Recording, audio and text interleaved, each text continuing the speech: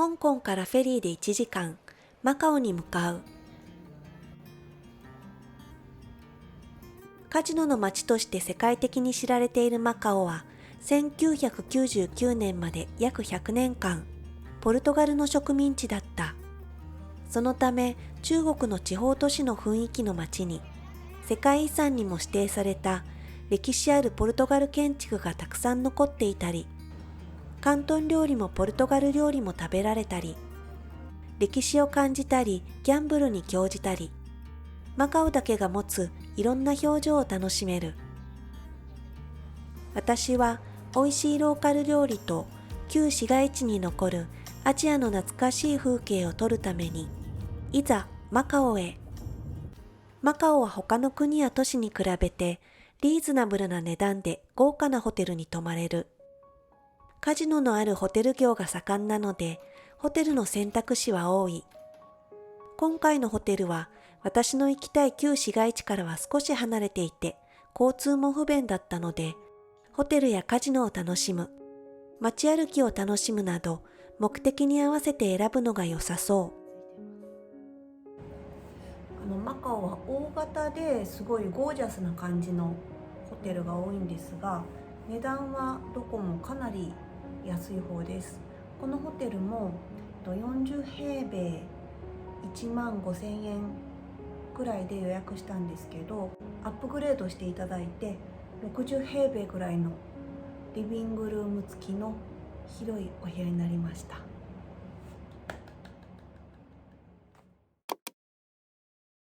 ヤムチャはロマンだ。餃子やシューマイやその他美味しい料理がせいろの中で湯気を立てる。その光景を見るだけで幸せになれる。美味しいヤムチャ屋さんは香港にもたくさんあるけれど、映画に出てきそうな昔の様子がそのまま残るヤムチャ屋さんを見たくて、この店に来た。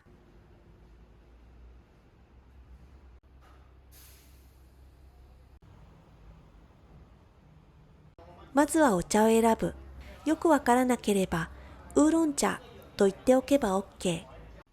点心は13種類。チャーシューマンと、シューマイにした。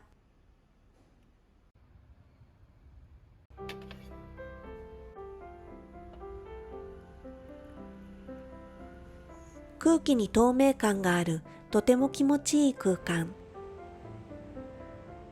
長年いろんなお客さんが訪れてきた店の床や椅子、窓枠。そこに骨董品の時計や絵。点心が蒸し上がるまでの時間、それをぼんやり眺めるだけで楽しい。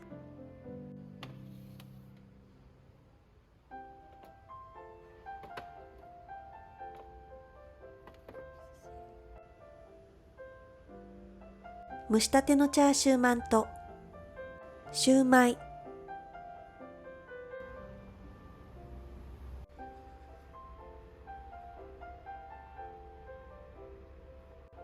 甘く煮たチャーシューと野菜が入ったチャーシューマン。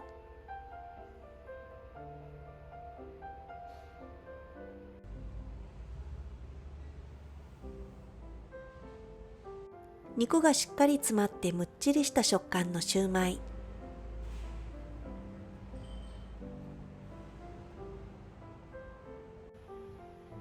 正直に言えば、美味しい点心を求めるなら他の店に行った方がいい。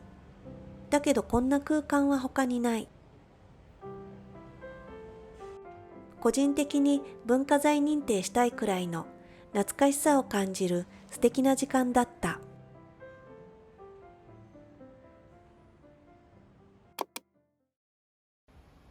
マカオの独特な建物や色彩で目を楽しませながら街を歩く。本物の漢方生薬を使い、伝統的な製法を守っている漢方スイーツの老舗。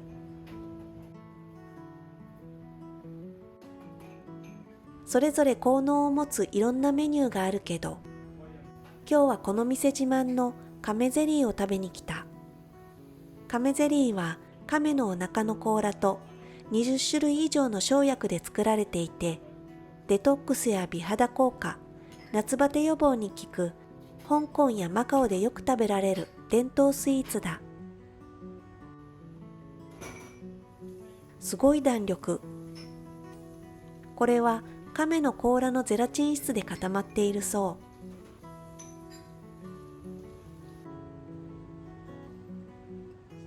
プルンプルンでしっかりした食感。コーヒーの香りがないコーヒーゼリーみたいだ。漢方薬の匂いはあまりしないけど苦い。甘みが全くないので自分でシロップをかける。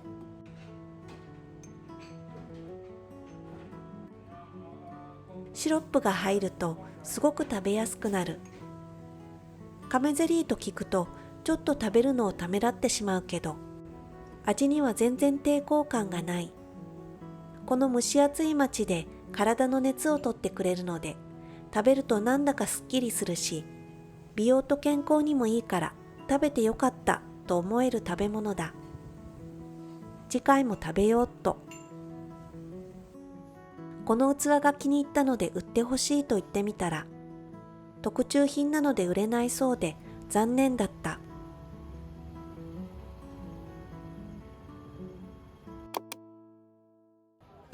世界遺産やいろんな店が集まる歴史地区の方へ向かう。400年前に建てられたアジア最大級のカトリック教会聖ポール天主堂。1835年に火事で全焼して南側の壁だけが残っていて、マカオのシンボル的な遺跡になっている。香港のデザート屋さんで偶然知り合った旅行中の方とマカオに来る日も重なっていたので、一緒にご飯を食べ歴史地区を歩くことになった。未知の食べ物ポルトガル料理を食べる。さっぱりしたタコのサラダ、魚介類のリゾット、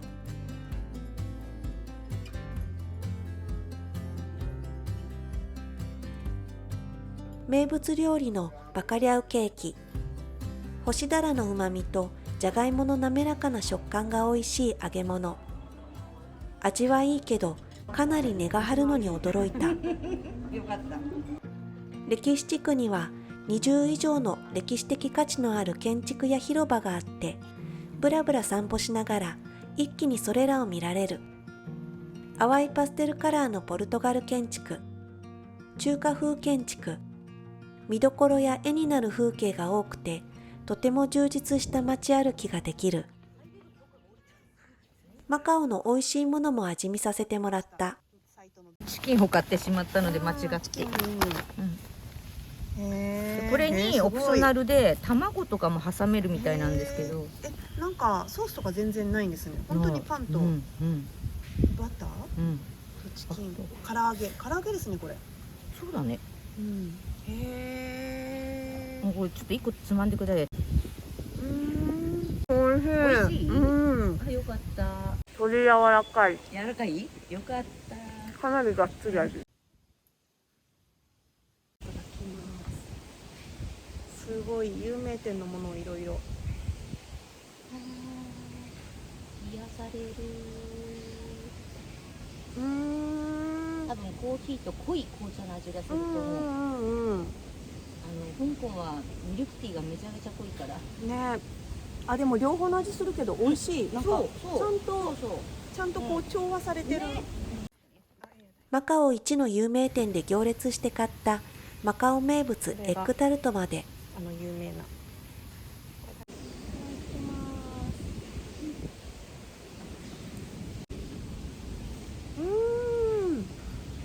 冷めちゃったか冷めてはいるけど、カスタードプリンですね。もうすごい濃い濃厚なカスタードプリン。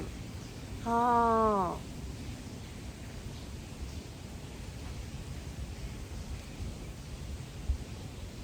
このフィリングのインパクトが結構ある。すごいね。結構なんか、いろいろ食べてるけど、ここのはやっぱり美味しい。なるほど。こ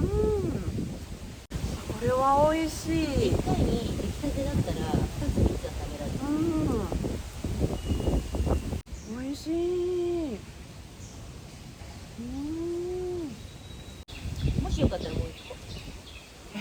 られれば。いや食べられますこれ。食べられる？食べられちゃう。じゃあいただきます。ちょっとこれ本当。ここでしか食べられない。なんか甘いものってそんなたくさん食べられないんですけど、いけちゃうから怖い。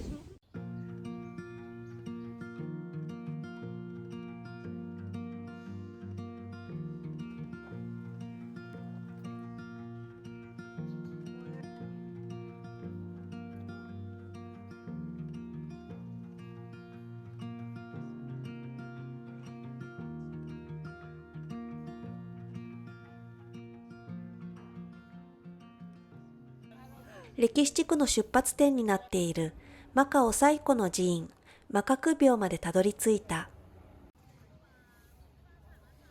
昔からずっとここで売られているというアイスクリーム。いちご？わかんない。昔懐かしいちご味の香料が入ったチープな味。私もお線香あげたい。じゃあ追加。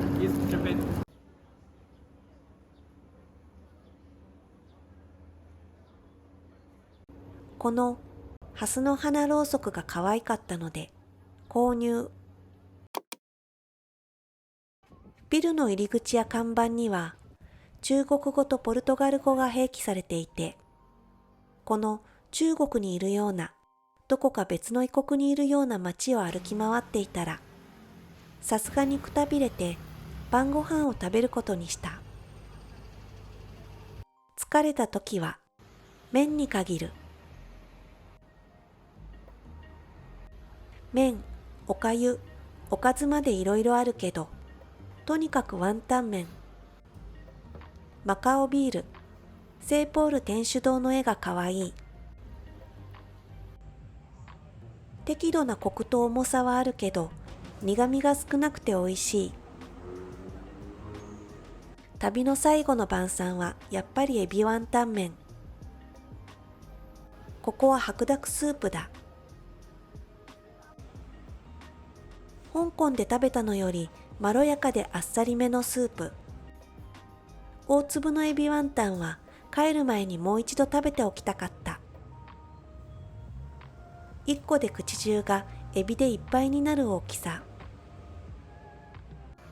麺は竹で打って作る昔ながらの製法の自家製麺。乾麺よりも食感が柔らかめ。全体的にマイルドで充実した一日の締めにほっとするような味。ミシュランビブグルマン常連店だそうで、地元の人でにぎわう人気の麺屋さんだった。すっかり忘れていたけれど、ここは眠らないカジノの街。マカオでカジノのルーツとなる賭博が始まったのは今から300年以上も前。政府によって合法化されてからは170年。このギラギラしたネオンもマカオの歴史の一部だ。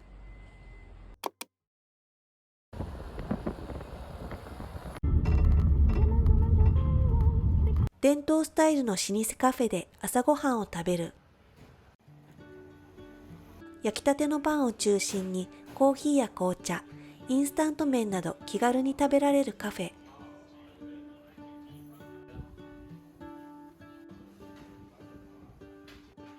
朝はパンとコーヒーにしよう。店の2階で焼き上がったパンがどんどん運ばれてくる。店中にパンの甘いいい匂いが漂っている。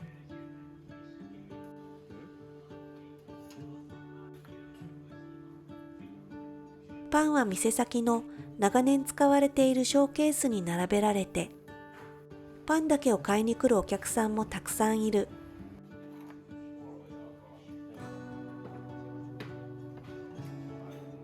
大好きなバターを挟んだパイナップルパン。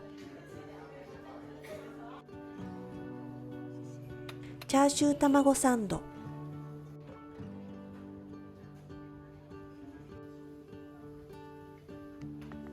ミルクティーはもう何度も飲んだのでコーヒーにしてみた。苦い。砂糖を入れなくちゃ。個人的にはミルクティーの方が好み。柔らかいパンの上にクッキー生地がかぶさったパイナップルパン。これはちょっと小ぶりなサイズもちょうどよく、パンはふんわりしっとり、クッキーの食感もサクサク、中で溶けかけているバターの香ばしさもたまらない。これこそ私が求めていたパイナップルパン。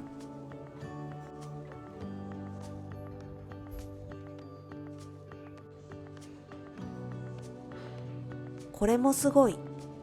チャーシューはほんのり甘めでジューシー、ちょっと濃いめに味付けしてある。まずこのチャーシュー自体が美味しくて、その周りを厚みのある卵がふんわりと包み、さらに柔らかくしっとりした食パンが挟み込んでいる。とてもシンプルだけどパンも具も美味しくて、食感も味のバランスもすごくいい。以前香港で初めて食べたパイナップルパンが、これみたいに小ぶりでほかほかでクッキー生地がしっかりしてて、すごく美味しいと思った。その店はなくなってしまって、それ以来同じ味のパイナップルパンを探していたけど、これがまさにそんな味。ここで出会えてとても嬉しい。昔の雰囲気そのままの店内にはお客さんが10人で、おっちゃん率 90%。ローカル感もパンの味もいい。マカオに来たらまた必ず来たいお店だ。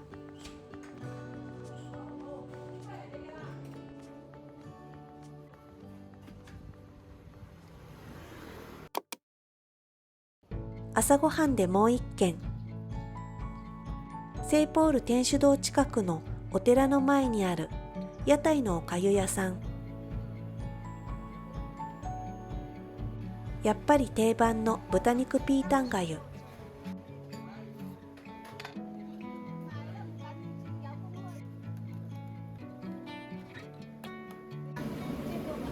少一点少一点。おかゆに入れる揚げパン。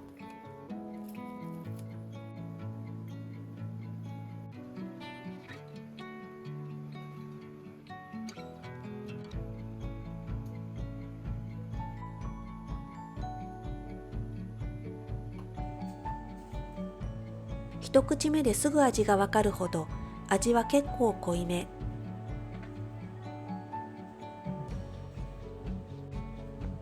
熱々とろとろ、うまみたっぷりで美味しい。揚げパンをまず1個。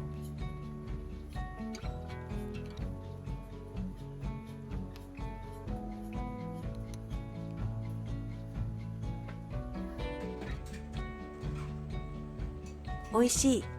カリカリに揚がって香ばしいパンにおかゆがたっぷり染みて、これはパンというよりうどんにのせる天かす的な役割だ。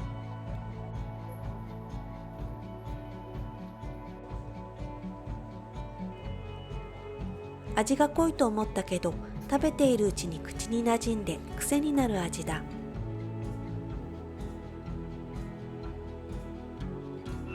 私としたことがパクチーをお願いするのを忘れていた。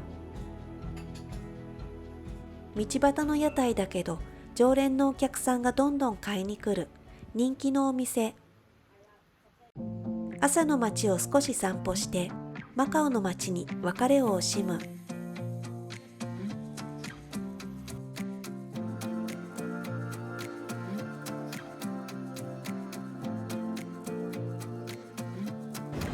マカオの滞在を終えて今日帰ります。この後バスに乗って香港の空港に行ってそこから飛行機に乗ります。マカオとっても楽しみました。ありがとうございました。次の動画でお会いしましょう。バイバイ。帰りはバスで直接香港の空港へ。2018年に開通した広樹王大橋、広東省樹海市香港ランタオ島マカオを結ぶ全長約50キロもある世界最長の海上橋。香港からすぐ行けて1日2日で楽しめるノスタルジックな楽しい冒険だった。